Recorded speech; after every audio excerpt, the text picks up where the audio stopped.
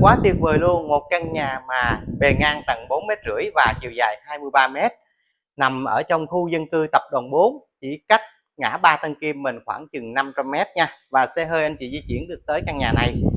Căn nhà sở hữu công năng một sân trước, phòng ngủ bên dưới, 3 phòng ngủ bên trên và có một cái sân thượng cùng với sân phơi bên sau cho quý anh chị. Pháp lý căn nhà là sổ hồng riêng, căn nhà thuộc hướng đông bắc.